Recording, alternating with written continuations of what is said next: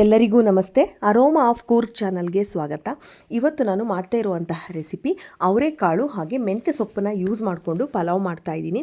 ತುಂಬ ಈಸಿಯಾಗಿ ಬೆಳಗಿನ ಬ್ರೇಕ್ಫಾಸ್ಟ್ಗೆ ಹಾಗೆ ಟೇಸ್ಟಿಯಾಗಿ ಮೆಂತ್ಯ ಸೊಪ್ಪಿನ ಜೊತೆ ಅವರೆಕಾಳನ್ನ ಹಾಕ್ಕೊಂಡು ಪಲಾವ್ನ ಮಾಡ್ಕೋಬಹುದು. ಇದನ್ನು ನಾನು ತುಂಬ ಕಡಿಮೆ ಮಸಾಲ ಇಂಗ್ರೀಡಿಯೆಂಟ್ಸ್ನ ಯೂಸ್ ಮಾಡಿಕೊಂಡು ಪಲಾವ್ನ ಮಾಡ್ತಾ ಇದ್ದೀನಿ. ಹಾಗಾದರೆ ಇದನ್ನ ಮಾಡೋದು ಹೇಗೆ ಅಂತ ನೋಡೋಣ ಬನ್ನಿ. ನಾನಿಲ್ಲಿ ಮೊದಲಿಗೆ 3 ಕಟ್ನಷ್ಟು ಮೆಂತ್ಯ ಸೊಪ್ಪನ್ನು ತೊಳೆದು ಸಣ್ಣದಾಗಿ ಹೆಚ್ಚಿಟ್ಕೊಂಡಿದ್ದೀನಿ. ಹಾಗೆ ಅರ್ಧ ಕಪ್ನಷ್ಟು ಅವರೆಕಾಳನ್ನ ತೊಗೊಂಡಿದ್ದೀನಿ. ಆದಷ್ಟು ಎಳೆ ಅವರೆಕಾಳನ್ನ ತೊಗೊಳ್ಳಿ. ಹಾಗೆ ಒಂದು ಈರುಳ್ಳಿನ ಸಣ್ಣದಾಗಿ ಅಥವಾ ಮೀಡಿಯಮ್ ಸೈಜಲ್ಲಿ ಹೆಚ್ಚಿಟ್ಕೋಬಹುದು. ಹಾಗೆ ಸ್ವಲ್ಪ ಕರಿಬೇವನ್ನ ತೊಗೊಂಡಿದ್ದೀನಿ. ಹಾಗೆ ನಾನು ಖಾರಕ್ಕೆ ಹಸಿಮೆಣಸಿನಕಾಯಿನ ತೊಗೊಂಡಿದ್ದೀನಿ. ಹಾಗೆ ಸ್ವಲ್ಪ ಶುಂಠಿ ಮತ್ತು ಬೆಳ್ಳುಳ್ಳಿನೂ ತೊಗೊಂಡಿದ್ದೀನಿ. ಹಾಗೆ ಒಂದು ಮೀಡಿಯಮ್ ಸೈಜ್ ಒಂದು ಬಟ್ಲಲ್ಲಿ ನಾನು ತೆಂಗಿನ ತುರಿನ ತೊಗೊಂಡಿದ್ದೀನಿ. ಹಾಗೆ ಸ್ವಲ್ಪ ಚಕ್ಕೆ ಹಾಗೆ ಒಂದು ಲವಂಗನ ತೊಗೋತಾ ಇದ್ದೀನಿ. ಸ್ವಲ್ಪ ಕೊತ್ತಂಬರಿ ಸೊಪ್ಪನ್ನ ತೊಗೊಳ್ಳೋಣ. ಹಾಗೆ ರುಚಿಗೆ ತಕ್ಕಷ್ಟು ಉಪ್ಪು, ಹಾಗೆ ಫ್ರೈ ಮಾಡೋದಕ್ಕೆ ಎಣ್ಣೆನ ತೊಗೋತಾ ಇದ್ದೀನಿ. ಇದನ್ನ ಮಾಡೋದು ಹೇಗೆ ಅಂತ ನೋಡೋಣ. ನಾನಿಲ್ಲಿ ಜಾರಿಗೆ ಹಸಿಮೆಣಸಿನ್ಕಾಯಿ, ನಾನಿಲ್ಲಿ ಗಾಂಧಾರಿ ಮೆಣಸಿನ್ಕಾಯಿನೂ ತೊಗೊಂಡಿದ್ದೀನಿ. ಹಾಗೆ ಸ್ವಲ್ಪ ಶುಂಠಿ ಮತ್ತು ಬೆಳ್ಳುಳ್ಳಿನೂ ಸೇರಿಸ್ಕೊಳ್ಳೋಣ. ಹಾಗೆ ಚಕ್ಕೆ ಮತ್ತು ಲವಂಗನ ಹಾಕೋತಾ ಇದ್ದೀನಿ. ಕೊತ್ತಂಬರಿ ಸೊಪ್ಪು, ಕಲ್ಲುಪ್ಪು, ಹಾಗೆ ತೆಂಗಿನಕಾಯಿನ ಹಾಕೋತಾ ಇದ್ದೀನಿ. ಈ ಥರ ತೆಂಗಿನಕಾಯಿ ಹಾಕೋದ್ರಿಂದ ಟೇಸ್ಟ್ ತುಂಬಾ ಚೆನ್ನಾಗಿ ಬರುತ್ತೆ. ಈಗ ಇದನ್ನು ರುಬ್ಕೊಳ್ಳೋಣ. ನೋಡಿ, ಈ ಥರ ರುಬ್ಕೊಂಡ್ರೆ ಸಾಕಾಗುತ್ತೆ. ತುಂಬ ನುಣ್ಣಾಗಿ ರುಬ್ಕೊಳ್ಳೋದು ಬೇಡ, ಇಷ್ಟಾದರೆ ಸಾಕು.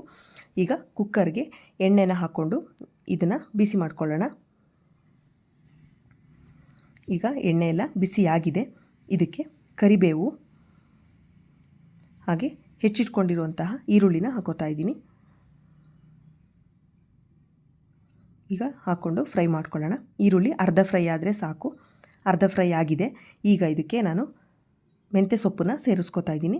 ಮೆಂತ್ಯ ಸೊಪ್ಪನ್ನು ಜಾಸ್ತಿ ಹಾಕಿದಷ್ಟು ಟೇಸ್ಟ್ ತುಂಬ ಚೆನ್ನಾಗಿ ಕೊಡುತ್ತೆ, ಹಾಗೆ ಆರೋಗ್ಯಕ್ಕೂ ಒಳ್ಳೆಯದು. ನೀವು ಬೇಕಿದ್ದರೆ ಕಡಿಮೆನೂ ತೊಗೋಬಹುದು. ನಾನು 1 ಲೋಟದಷ್ಟು ಅಕ್ಕಿಯಿಂದ ಪಲಾವ್ನ ಮಾಡ್ತಾ ಇರೋದ್ರಿಂದ ನಾನು 3 ಕಟ್ಟಿನಷ್ಟು ಮೆಂತ್ಯ ಸೊಪ್ಪನ್ನ ತೊಗೊಂಡಿದ್ದೀನಿ. ನೀವು ಬೇಕಿದ್ದರೆ 2 ಕಟ್ಟಿನಷ್ಟು ಸಹ ಸೇರಿಸ್ಕೋಬಹುದು. ಈಗ ಇದನ್ನು ಚೆನ್ನಾಗಿ ಫ್ರೈ ಮಾಡ್ಕೊಳ್ಳೋಣ. ಇದು ಬೇಗ 5 ನಿಮಿಷದಲ್ಲೆಲ್ಲ ಫ್ರೈ ಆಗಿಬಿಡುತ್ತೆ.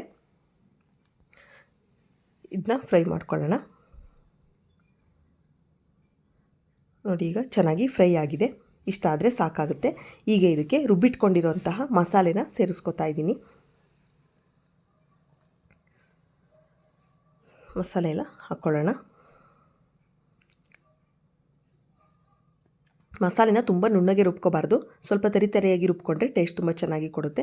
ತೆಂಗಿನಕಾಯಿ ಜಾಸ್ತಿ ಸೇರಿಸೋದ್ರಿಂದ ಟೇಸ್ಟ್ ತುಂಬ ಚೆನ್ನಾಗಿರುತ್ತೆ. ನಾವು ಮೆಂತ್ಯ ಸೊಪ್ಪು ಜಾಸ್ತಿ ಹಾಕಿರೋದ್ರಿಂದ ಸ್ವಲ್ಪ ತೆಂಗಿನಕಾಯಿನ ಜಾಸ್ತಿ ಹಾಕಿದ್ದೀನಿ, ಆಗ ಅಷ್ಟು ಕಹಿ ಬರಲ್ಲ. ನೋಡಿ, ಈಗ ಮಸಾಲೆ ಎಲ್ಲ ಹಸಿ ವಾಸನೆ ಹೋಗಿ ಕಲರ್ ಚೇಂಜ್ ಆಗಿದೆ. ಈಗ ಇದಕ್ಕೆ ನೀರನ್ನು ಸೇರಿಸ್ಕೊಳ್ಳೋಣ. ನಾನಿಲ್ಲಿ 1 ಲೋಟದಷ್ಟು ಅಕ್ಕಿಗೆ 2 ಲೋಟದಷ್ಟು ನೀರನ್ನು ಸೇರಿಸ್ಕೊತಾ ಇದ್ದೀನಿ. ನಾನಿಲ್ಲಿ ಮಿಕ್ಸಿಗೆ ರುಬ್ಕೊಳ್ಳುವಾಗ ಉಪ್ಪನ್ನ ಹಾಕ್ಕೊಂಡಿದ್ದೆ, ಹಾಗಾಗಿ ಈಗ ಸೇರಿಸ್ಕೊತಾ ಇಲ್ಲ. ಈಗ ಇದಕ್ಕೆ ನಾನು ಅವರೆಕಾಳನ್ನ ತೊಗೊಂಡಿದ್ದೀನಿ. ನಾನು ಎಳೆ ಅವರೆಕಾಳನ್ನು ಸೇರಿಸ್ಕೊತಾ ಇದ್ದೀನಿ. ಎಳೆದಾದಷ್ಟು ಟೇಸ್ಟು ಚೆನ್ನಾಗಿ ಕೊಡುತ್ತೆ. ಈಗ ಇದು ನೀರೆಲ್ಲ ಚೆನ್ನಾಗಿ ಕುದಿ ಬಂದಿದೆ. ಈಗ ಇದಕ್ಕೆ ತೊಳೆದಿಟ್ಟಿರುವಂತಹ ಅಕ್ಕಿನ ಸೇರಿಸ್ಕೊಳ್ಳೋಣ. ಅಕ್ಕಿನ ಸೇರಿಸ್ಕೊಂಡ್ಮೇಲೆ ಇದನ್ನ ಚೆನ್ನಾಗಿ ಮಿಕ್ಸ್ ಮಾಡ್ಕೊಳ್ಳೋಣ. ಇದು ಒಂದು 5 ನಿಮಿಷ ಆದಮೇಲೆ ಇದಕ್ಕೆ ಲಾಸ್ಟಲ್ಲಿ ನಿಂಬೆ ರಸನ ಸೇರಿಸ್ಕೊಳ್ಳೋಣ. ನಿಂಬೆ ರಸ ಸೇರಿಸ್ಕೊಂಡ್ರೆ ಟೇಸ್ಟ್ ಚೆನ್ನಾಗಿರುತ್ತೆ. ಈಗ ನಿಂಬೆ ರಸ ಸೇರಿಸ್ಕೊಂಡಿದ್ದೀನಿ. ಸೇರಿಸ್ಕೊಂಡಾದ್ಮೇಲೆ ಸ್ಟವ್ನ ಈ ಥರ ಇದನ್ನೆಲ್ಲ ಚೆನ್ನಾಗಿ ಮಿಕ್ಸ್ ಮಾಡಿಕೊಂಡು ಸ್ಟವ್ನ ಮೀಡಿಯಮ್ ಫ್ಲೇಮಲ್ಲಿ ಇಟ್ಕೊಂಡು ಈ ಕುಕ್ಕರ್ನ ಕ್ಲೋಸ್ ಮಾಡ್ಕೊಳ್ಳೋಣ. ಮುಚ್ಚಳನ ಕ್ಲೋಸ್ ಮಾಡ್ಕೊಂಡು ಆದಮೇಲೆ ಇದನ್ನು 3 ವಿಷಲ್ ಕೂಗಿಸ್ಕೋಬೇಕಾಗುತ್ತೆ. 3 ವಿಷಲ್ ಆಗಿದೆ. ಪಲಾವ್ ಕೂಡ ರೆಡಿಯಾಗಿದೆ. ನೋಡಿ ಎಷ್ಟು ಟೇಸ್ಟಿಯಾಗಿ ಕಲರ್ಫುಲ್ಲಾಗಿ ಬಂದಿದೆ ಅಂತ. ಅವರೆಕಾಳು ಸೀಸನ್ ಆಗಿರೋದ್ರಿಂದ ಈ ರೀತಿ ಅವರೆಕಾಳನ್ನ ಹಾಕಿ ಮಾಡೋದ್ರಿಂದ ಟೇಸ್ಟ್ ತುಂಬ ಚೆನ್ನಾಗಿರುತ್ತೆ. ಹಾಗೆ ಬೆಳಗಿನ ಬ್ರೇಕ್ಫಾಸ್ಟ್ಗೆ ತುಂಬ ಈಸಿಯಾಗಿ ಮಾಡ್ಕೋಬಹುದು. ನಾನು ಆದಷ್ಟು ಕಡಿಮೆ ಮಸಾಲೆನ ಯೂಸ್ ಮಾಡಿಕೊಂಡು ಈ ಪಲಾವ್ನ ಮಾಡಿದ್ದೀನಿ. ಹಾಗಾಗಿ ಇದು ಎಲ್ಲರಿಗೂ ಇಷ್ಟ ಆಗುತ್ತೆ.